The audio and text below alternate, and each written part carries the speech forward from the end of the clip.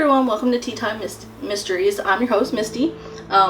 First, let me start off by saying this is not how I wanted to put my first video up, but with what's going to happen tomorrow, in regards to the first case we'll be discussing, I thought it was important that I go ahead and do this. So I apologize in advance for any disorganization, awkwardness on camera, all the looking at my notes, that kind of thing. I wasn't exactly prepared. The whole reason I wanted to do Tea Time Mysteries, besides the inexplicable reason why I'm drawn to missing persons cases, was because I wanted to help people. I wanted to get missing persons cases out there on a different platform to bring more attention to them.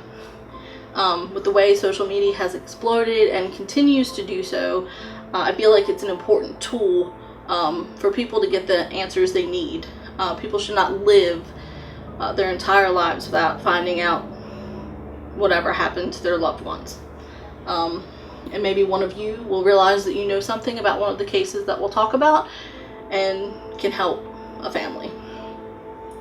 The first case that we're going to be talking about is Brittanee Marie Drexel. She went missing from Myrtle Beach on April 25th, 2009. She was originally from Rochester, New York. She had traveled to Myrtle Beach for spring break. Her parents were not aware that she had traveled to Myrtle Beach. She had originally asked their permission, and her mother had told her no. But she had gone and went anyway. Typical 17-year-old teenager, of course, wants to go out and have fun with their friends. The last anybody heard from her was around 9:15 p.m. on August 25th, 2009. She had texted one of her friends that she had been staying with to say that she was going to go visit another friend that was down from Rochester, New York. There was a group of guys that were staying in another hotel, and that's the last text that she had sent to anyone. The last time her cell phone pinged was actually on the Georgetown County, Charleston County line, which was about 50 miles from where she was staying. And the distance between the hotel where she left from the hotel where she was going was probably about a mile. So for her to go missing in such a populated area during spring break at an early time in the evening, obviously is very suspicious. One of the friends that she had been hanging out with while she was on spring break was Peter Borowitz.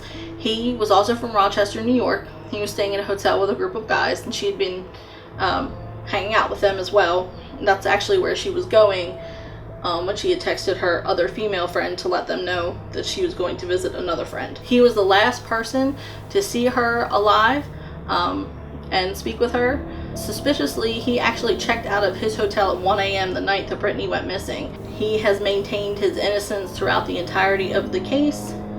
Another person of interest in the case, his name is Raymond Moody.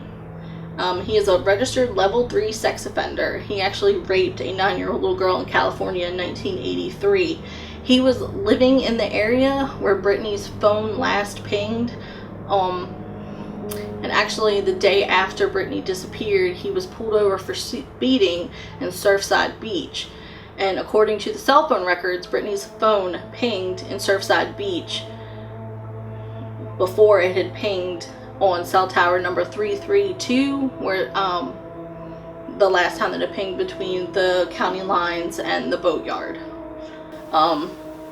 So basically Brittanee's phone pinged in an area close to Moody's residence, and at one point investigators basically tore apart the room that he had stayed. They took carpet samples, fabric samples, wall samples, all sorts of things like that. As far as I know, nothing has ever come of it. It's been 7 years since Brittanee disappeared. Her family and friends have not stopped looking for her. And tomorrow, actually Wednesday, we may have some answers. Tomorrow, the special agent in charge of the FBI, the Myrtle Beach Chief of Police, the Berkeley County Sheriff, Charleston County Sheriff, SLED agents, and the U.S. Attorney, Bill Nettles, will be at the McClellanville Magistrates Court at 1 p.m. to discuss developments in the case. Whatever developments they want to discuss, I imagine it will be important since it's been 7 years. And that's actually a little bit strange that they want to have the news conference in McClellanville, which is not far from where Brittanee's phone pinged last, instead of having it in Myrtle Beach at the sheriff's department or at the FBI office. For those of you who can't watch, I'll be posting an update video about what was said with all the information about the developments and things like that. I want to say thank you for taking the time to watch. Like, comment, subscribe, and if there's a missing persons case that you think that I should talk about, leave it in the comments below, and I'll see you next time.